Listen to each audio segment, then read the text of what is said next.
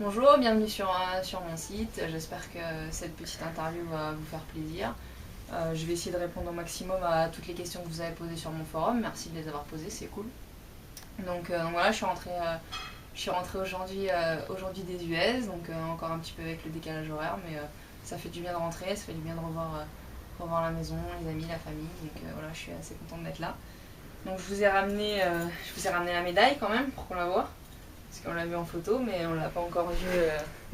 Zoom. On l'a pas encore vu en vrai. Le super zoom, attention, tout le monde s'approche. Je vous ai ramené la plaque de la course, avec donc le fameux autographe de Ping, dont tout le monde a parlé sur mon Facebook. Et donc l'autographe de Carré Hart et de Jeremy McGrath, qui m'a fait un super compliment sur mon style et qui m'a dit que j'étais à l'arrêt dans les hoops. Bon, ça je le savais. Quels sont mes objectifs pour l'an prochain et ce que je compte faire. Donc effectivement, comme c'est pas mal revenu sur les forums et sur les sites, ça parle beaucoup de moi éventuellement, que je puisse éventuellement faire le championnat l'année prochaine aux US. Donc c'est pas impossible. J'ai commencé à discuter un petit peu avec Kawasaki, il serait très intéressé pour que je roule. Maintenant voilà, c'est un peu compliqué, c'est pas une question de motivation comme j'ai pu lire sur certains forums. C'est pas que j'ai pas envie, c'est pas que j'ai pas envie de faire le sacrifice d'aller là-bas. Y en a beaucoup qui disent ouais, pourquoi tu fais pas comme Musquin. Bah parce que Musquin il a des contrats qui lui permettent d'aller habiter là-bas, d'avoir une maison, d'avoir une voiture. Pour moi c'est un petit peu plus compliqué. Donc si le contrat me permet d'aller aux US dans de bonnes conditions, il est possible que je sois au départ du championnat l'année prochaine. Comment as-tu senti l'ambiance avec tes adversaires? C'était compétitif ou bon enfant? Comment as-tu été accueilli? Donc l'ambiance avec mes adversaires s'est super bien passée. J'ai rencontré Vicky dès les premiers jours sur le terrain Kawa et je la connaissais déjà puisqu'on avait roulé ensemble à Genève l'année dernière. Donc ambiance assez, on va dire assez normale. On n'était pas super amis mais on n'était pas non plus adversaires. Elle m'a proposé plusieurs fois de m'aider sur le terrain pour sauter un saut que je sautais pas ou elle est venue me voir rouler. C'était plus, c'était plus dans l'échange vraiment que dans l'adversité. Ensuite j'ai été faire un karting et manger au restaurant avec Ashley pendant la semaine. Donc voilà, non, l'ambiance entre les filles, ou en tout cas avec moi, après comment elles sont entre elles, ça je sais pas, mais donc pour moi je dirais que ça s'est plutôt bien passé. Et c'est vrai que en championnat de France il y a une bonne ambiance, autant en championnat du monde, je peux pas avoir vraiment, il n'y a jamais eu ce genre d'ambiance là au championnat du monde. Ensuite, le jour de la course, c'était toujours, c'était toujours bonne ambiance, tout le monde s'est félicité, Tara est venue me féliciter, Vicky est venue me féliciter, et moi inversement. Non, c'était vraiment, c'était plutôt cool comme ambiance. Ensuite, j'ai été super accueillie, que ce soit par le public, par les journalistes, par les gens de l'industrie ou les autres pilotes. J'ai vraiment eu aucun problème pendant 3 semaines, tout le monde a été plus que gentil avec moi et m'a vraiment aidé dans tous les problèmes que j'ai pu rencontrer, donc c'était cool. Suite à cette expérience outre-Atlantique, penses-tu que le motocross féminin est mieux développé qu'en Europe sur les caractères professionnels des crosswomen? Cette expérience te donne-t-elle envie de rouler en championnat américain face à Fiolek, Golden, etc. Donc oui, je pense que là-bas c'est définitivement mieux développé qu'en Europe. Je veux dire, à l'entraînement, je me suis retrouvée avec Vicky Golden qui arrivait avec son mécano, Sarah Price est arrivée avec son mécano. Voilà, toutes les filles ont vraiment leur mécano, elles arrivent à l'entraînement, elles roulent, elles repartent d'un côté, le mécano repart de l'autre côté, c'est vraiment des pilotes officiels quoi. Donc après, financièrement je sais pas ce que ça donne, mais c'est sûr que déjà dans le professionnalisme, je pense que c'est beaucoup plus développé que ce qu'on peut voir en Europe. Donc c'est sûr que c'est plus intéressant pour moi maintenant d'aller en championnat américain que de refaire une année de mondial. Ta cote de popularité est en hausse en France, qu'en est-il aux US? J'ai été super bien accueillie aux US, j'ai fait pas mal de photos avec les gens du public, etc. Donc c'est vrai qu'au début, les 2-3 premières fois, quand je suis arrivée à l'entraînement, tout le monde disait mais c'est qui celle-là? Il n'y a pas forcément tout le monde qui me connaissait. Mais bon, après ça s'est vachement amélioré. Après la finale, j'ai fait vachement de photos quand même, donc ma popularité a pas mal augmenté. Ça s'est notamment vu sur mon Twitter. Je suis arrivée là-bas avec à peu près 400 personnes qui me suivaient. Je suis repartie avec quasiment 2000, donc je pense que ma popularité a vachement augmenté là-bas. Quelle est la relation avec les frères Pagès? Et comme les frères Pagès sont d'Osgore à côté de chez Bud, je les ai pas mal croisés à l'entraînement et Tom et Charles m'ont énormément aidé, notamment pour sauter à la rampe. Parce que voilà, la rampe au X-Game a été énorme mais j'avais pas l'occasion d'en faire, donc grâce aux frères Pagès j'ai pu m'entraîner à Osgore avant de partir. Donc ils ont vraiment fait leur maximum pour m'approcher la rampe, pour que je le fasse dans de bonnes conditions. Et pour finir, le jour des X-Games, je suis arrivée, j'ai sauté tout de suite à la rampe sans pression, donc ça m'a énormément aidé. Donc voilà, je les remercie beaucoup pour ça, ils m'ont bien aidé. Qu'est-ce qui t'a le plus impressionné aux États-Unis?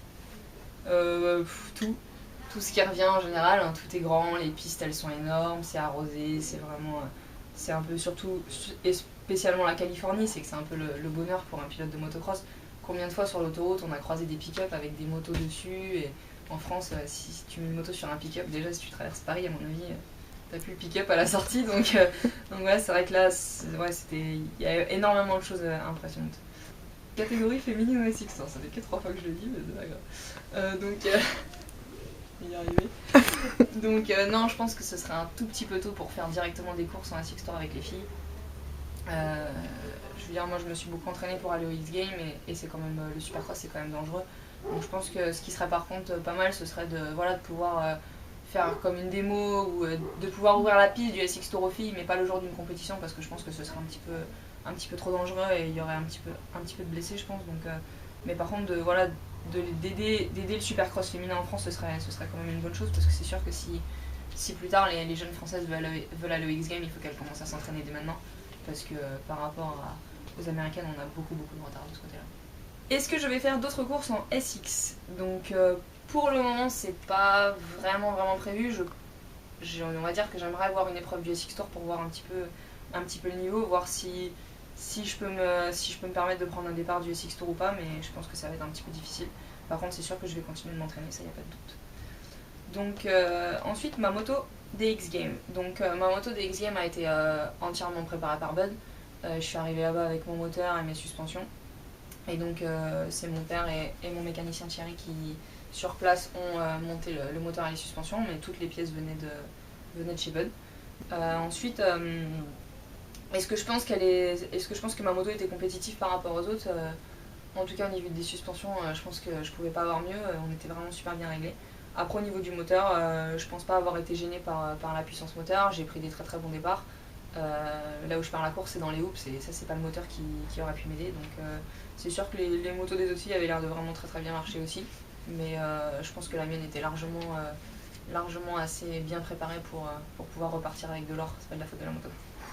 Donc est-ce que le championnat du monde d'aller reprendre un titre en championnat du monde serait un objectif pour moi, et si c'est le cas, est-ce que j'emmènerais ma coéquipière?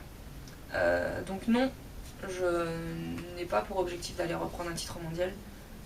Premièrement parce que j'en ai déjà un et que donc je serais plus attirée par un titre US, et puis parce que voilà, avec la tournure que prend le championnat du monde, ça m'intéresse beaucoup moins que ce que c'était avant. Ça fait quoi d'être en face de Ping? Ça fait tout bizarre. Non, j'ai vraiment eu la chance grâce à lebigusa.com, que je remercie beaucoup, d'avoir pu demander un autographe à Pink et de faire une photo avec elle. Donc c'est vrai que le paradoxe, comme on le dit sur mon forum, est assez intéressant, mais voilà, c'est vrai que j'ai eu la chance de la voir en vrai, de près, parce que bon, en concert, elle était toute petite là sur la scène au loin, donc là je l'ai vue de près et ça fait bizarre, elle est vraiment super sympa, donc voilà, ça a vraiment bien fini mon week-end, on va dire. Entre ça et la médaille, c'était nickel. Les médias s'intéressent-ils plus aux féminines aux US qu'en Europe? Je pense que oui aussi.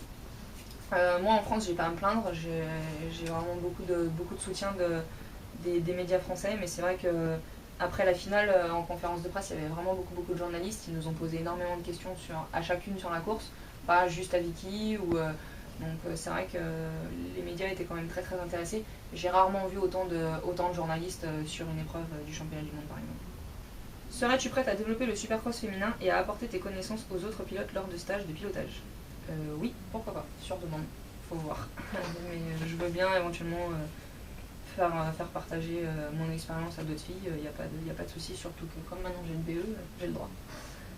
Salut Livia, qu'est-ce qui change lors des courses américaines par rapport aux françaises au niveau du contrôle technique, du bruit, de l'inscription, du paddock, etc.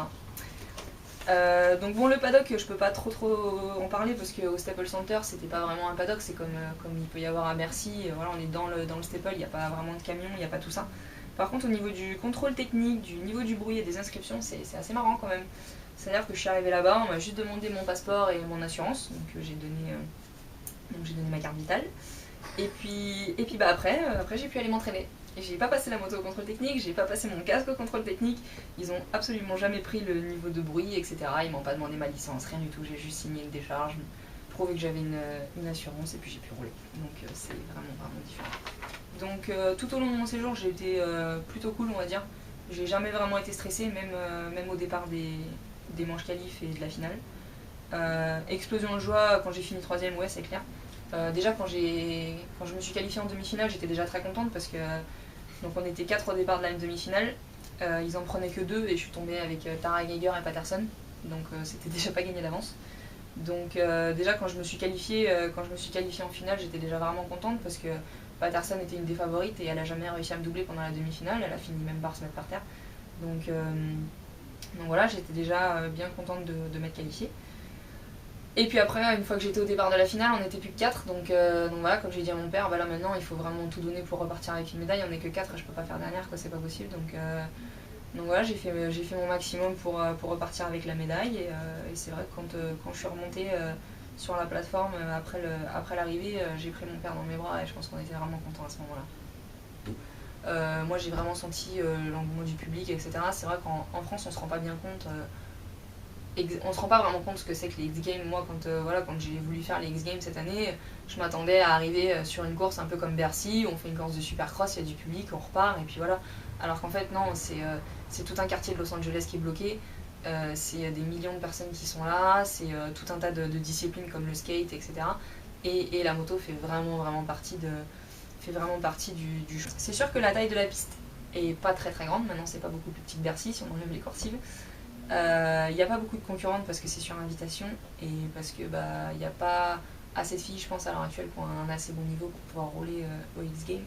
Il y a quand même eu pas mal de chutes pendant les essais, il y a eu pas mal de blessés, donc c'est pour ça que tout le monde n'est pas prise. Donc l'intérêt de la course aux US est quand même assez gros, donc moi je sais que voilà, quand je suis arrivée là-bas, personne ne s'attendait à ce que je reparte avec une médaille. Tous les sponsors que j'ai pu rencontrer m'ont dit ouais c'est cool, tu viens pour apprendre, amuse-toi, fais ce que tu peux, on sera content. Puis quand j'ai été les revoir le lendemain de la course, qui m'ont dit la médaille là c'est vraiment super important, on est vraiment content. Et là je me suis rendu compte de l'intérêt de la course pour les gens. C'est vrai que là-bas ça passe en direct à la télé, c'est retransmis des dizaines et des dizaines de fois, donc c'est quand même la télé c'est quand même assez important pour un pays aussi grand que les États-Unis, ça représente beaucoup quand même. Participation et la réussite qu'il en résulte au X-Games pourrait être un tournant dans ta carrière, un cap de passé, où tu vois la chose plutôt du côté fun, l'éclate à faire une fois dans sa vie. Donc, un tournant dans ma carrière, non, je pense pas. Un cap de passé en supercross, ça c'est sûr. Et maintenant, j'ai aussi été pour le fun, pour voir un petit peu comment c'était. C'est vrai que voilà, j'avais jamais fait. Et puis bon, je pouvais pas me contenter de faire uniquement le championnat de France féminin cette année. Donc, fallait trouver quelque chose. Et là, je pense que j'ai bien trouvé. Donc maintenant, un tournant dans ma carrière, non, déjà j'ai pas gagné, donc ça va pas changer grand chose. Maintenant, c'est vrai que voilà, les X-Games c'est quand même très important pour les US, donc je pense que ça serait intéressant d'y retourner et de vraiment pouvoir faire quelque chose là-bas. Ensuite, est-ce qu'on pourrait me voir avec une plaque phare sur ma moto ? Ça c'est vraiment pas prévu pour le coup. Autant le championnat US j'y réfléchis, refaire les X-Games pourquoi pas, mais non, l'enduro c'est vraiment pas prévu pour le moment. C'est même pas prévu pour plus tard non plus d'ailleurs. J'ai pas d'objectif particulier à finir en enduro, maintenant on sait pas de quoi l'avenir est fait, donc c'est pas impossible mais c'est pas prévu. Le soutien de tous tes fans pendant cette aventure t'a-t-il vraiment aidé ? Donc oui, définitivement. C'est vrai que j'ai essayé de vous tenir au courant le plus possible par l'intermédiaire de mon Facebook, parce que c'était plus facile que par le site. Et définitivement, tous les commentaires à chaque photo, ça m'aidait bien. Je voyais qu'il y avait du monde en France pour me soutenir. Et c'est sûr que cette médaille, je la partage avec beaucoup de monde. Il y a beaucoup de monde qui m'ont aidé, que ce soit chez Bud, dans mon team, ma famille, mes amis, toutes les personnes qui sont autour de moi. Ça représente beaucoup de gens et c'est vrai que cette médaille-là, j'espère pouvoir la partager avec tous ces gens.